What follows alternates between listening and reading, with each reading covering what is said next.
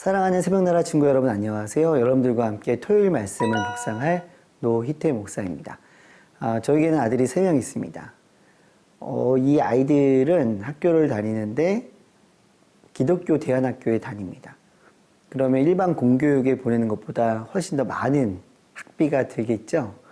제가 쓰고 누릴 수 있는 것을 때로는 포기해야 될 때도 있습니다. 그런데 그 학교에 보내는 이유는 무엇이냐면 세상에서 줄 수 없는 아주 본질적이고 깊이 있는 신앙의 자리로 나아갈 수 있다라는 것입니다. 그래서 저는 그 학교로 저희 자녀들을 기꺼이 보냅니다. 이렇게 제가 누릴 수 있는 것을 포기하면서 가는 이유는 그곳에 엄청나게 소중한 가치가 있어서 그러는데요. 오늘 성경 본문에서도 예수님께서 한 곳을 향해서 기꺼이 나아가십니다. 말씀을 통해 살펴볼 텐데 오늘 말씀의 제목은 기꺼이 간다는 것입니다.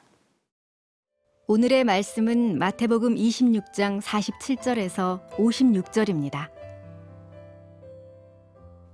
예수의 말씀이 채 끝나기도 전에 12제자 중 하나인 유다가 다가왔습니다.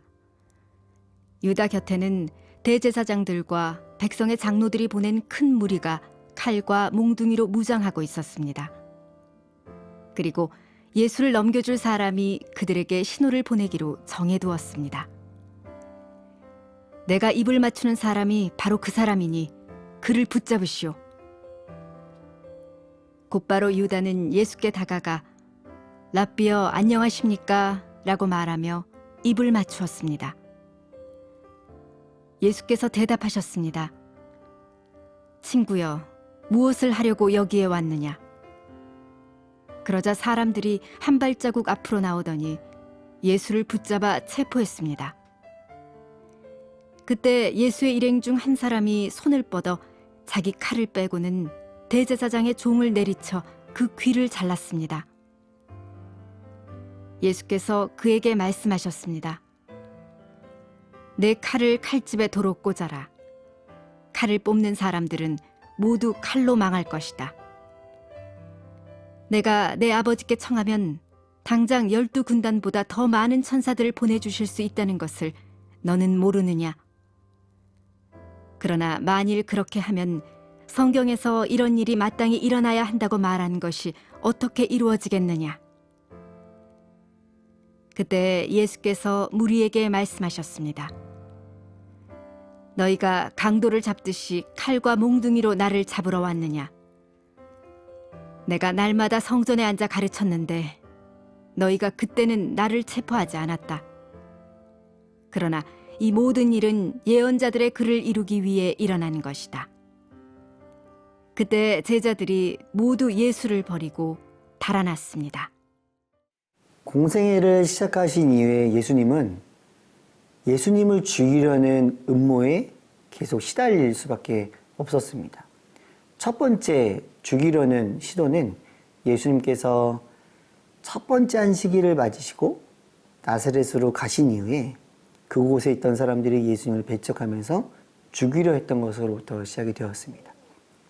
두 번째는 바리새인과 사두개인과 율법학자와 제사장들이 자기의 신념과 맞지 않고 또 자기들은 모세 율법의 전문가고 예배의 전문가인데 그들이 잘못됨을 꼬집는 모세가 준 율법, 진정한 예배의 의미를 알려주는 예수님이 싫었죠. 그리고 자신들의 기득권을 잃을 것들에 대한 두려움 때문에 예수님을 죽이려 했습니다. 그런데 정작 예수님을 죽음 가운데 밀어넣은 사람은 누구냐면 예수님과 공생기간 동안 함께 다닌 제자, 바로 가롯 유다입니다. 가롯 유다는 예수님을 팔고 그리고 예수님을 죽이려 하는 사람들을 예수님이 있는 자리 겟세마네 동산으로 데리고 옵니다. 그리고는 이렇게 이야기를 하죠. 내가 입 맞추는 사람이 그 사람이다. 잡으라고 이야기를 합니다. 그리고 이렇게 행동을 합니다. 49절입니다. 곧바로 유다는 예수께 다가가 랍비여 안녕하십니까? 라고 말하며 입을 맞추었습니다. 유대 문화에서 입을 맞추는 사람은 위에 있는 사람이 아래에 있는 사람에게 먼저 맞추는 것입니다. 그리고 예수님께서는 누군가에게 랍비라는 이야기를 들으려고 하지 말라고 성경 본문에서 이야기를 하고 있습니다.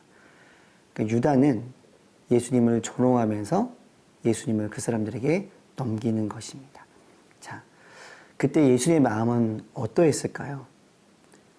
자신이 사랑하고 자신과 함께 있었던 제자가 예수님을 죽음으로 밀어넣을 때 예수님의 마음은 어떠했을까요?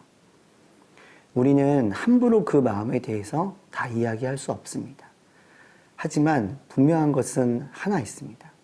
그것은 예수님은 그 사람이 누구건, 그 상황이 어떠한 사람이건, 그 상황이 어떠한 상황이건 십자가의 길로 나아가야 됨을 정확히 알고 계셨다라는 것입니다.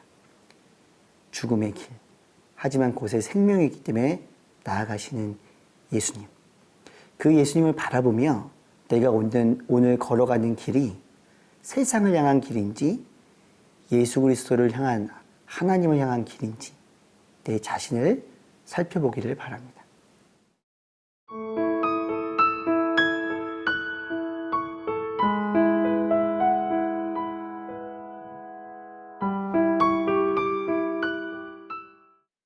사람들은 예수님을 잡으러 왔습니다.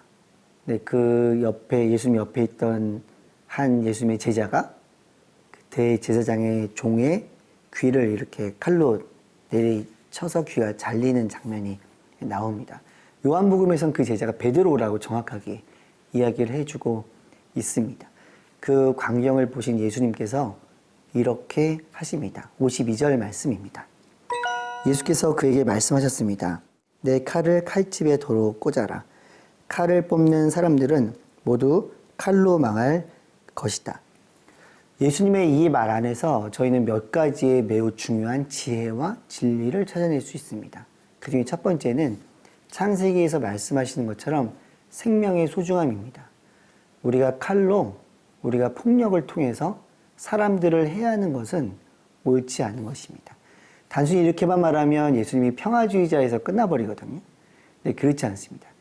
두 번째는 어떤 의미가 있냐면 54절 말씀에 있는 것처럼 성경에서 이런 일이 마땅히 일어날 것, 예수 그리스도께서 십자가를 지실 일이 이미 성경에서 선지자들에 의해서 예언되어져 있음을 예수님께서 제자들에게 알려주십니다. 그러니까 하나님의 구원의 성취 가운데에 예수님이 걸어가고 계심을 알려주고 있는 것입니다. 그리고 53절 말씀에서 어떻게 말씀하시냐면 너희가 하지 않아도 하나님의 능력이라면 하늘에서 12군단을 내려보내서 여기 있는 사람들을 한 번에 다 물리칠 수 있다라고 이야기를 합니다. 하나님은 죄에 대해서 심판하시는 하나님이에요.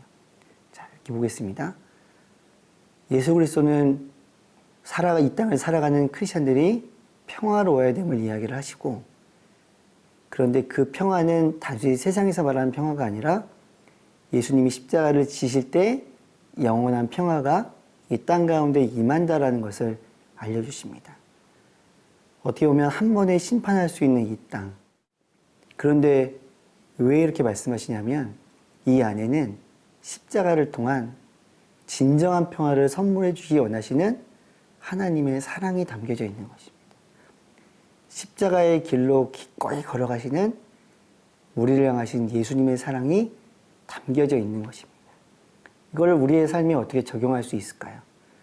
내가 지금 하고 있는 공부, 내가 친구에게 하고 있는 말 한마디, 내가 나 자신에게 말하고 있는 말 한마디, 내가 내 자신을 향해서, 가족들을 향해서 떠오르는 생각들, 그 안에 사랑을 담을 때 우리의 삶 가운데는 진정한 평화가 임한다라는 사실입니다.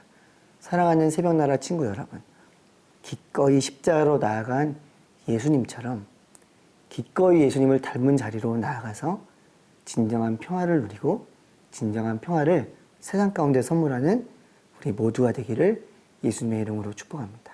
기도하겠습니다. 하나님, 오늘 우리가 만나는 친구들, 오늘 우리가 감당해야 될 한 개 한 개 그 모든 일들을 통해 예수 그리스도의 사랑을 실천하고 진정한 평화를 내 안에, 세상에, 주변의 사람들에게 선물하는 우리 모두가 되게 인도하여 주시옵소서. 예수님의 이름으로 기도드렸습니다. 아멘.